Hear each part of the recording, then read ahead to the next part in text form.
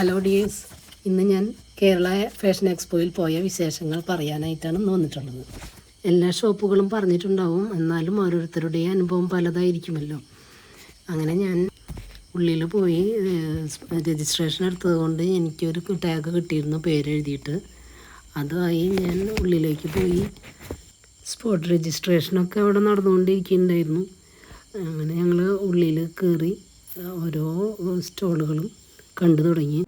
ഓരോന്നിൻ്റെയും ഒരു മായാജാലകം തന്നെയായിരുന്നു. പല പല മാനുഫാക്ചേഴ്സിൻ്റെ സ്റ്റാളുകളാണ്. ജയ്പൂർ, കൊൽക്കത്ത, ഡൽഹി, അങ്ങനെ പല പല സ്ഥലത്തു നിന്നുള്ളവരുടെ ഒരു കുടക്കീഴിലെന്ന് പറഞ്ഞ മാതിരി എല്ലാവരും ഉണ്ടായിരുന്നു. ഹാൻഡ് വർക്ക് ചെയ്ത സാരികളുടെയും മെറ്റീരിയലുകളുടെയും വൻ ശേഖരമാണ്.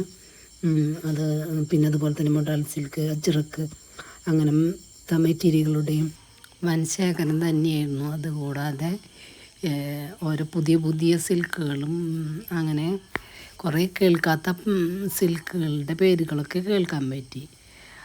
അത് കഴിഞ്ഞ് ഞങ്ങൾ എല്ലാവർക്കും ഭക്ഷണങ്ങൾ ഉണ്ടായിരുന്നു. ആ ഭക്ഷണങ്ങൾ കഴിച്ചു.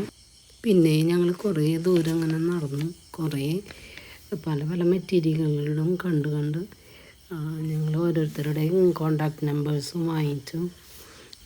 അതുപോലെ തന്നെ കുറേ പേര് ഓർഡർ കൊടുത്ത് പോകുന്നുണ്ട്, പിന്നെ വാങ്ങിച്ചു പോകുന്നവരൊക്കെ ഉണ്ട്. ഞാൻ കോണ്ടാക്ട് നമ്പറൊക്കെ വാങ്ങിച്ചു. പിന്നെ ബ്രൈഡൽ ലെഹങ്കകളുടെ ഒരു വൻ ശേഖരം തന്നെയായിരുന്നു. അതിലൊക്കെ ടെയിൽ വെച്ചിട്ടുള്ള ഗൗണുകളും അതുപോലെ തന്നെ ലെഹങ്കകളും എല്ലാം ഉണ്ടായിരുന്നു. ഇതൊക്കെ കഴിഞ്ഞ് ഞങ്ങൾ പുറത്ത് പോന്നു. അപ്പോൾ നല്ലൊരു അനുഭവം തന്നെയായിരുന്നു ഈ എക്സ്പോ. അപ്പോൾ എല്ലാവർക്കും ബൈ.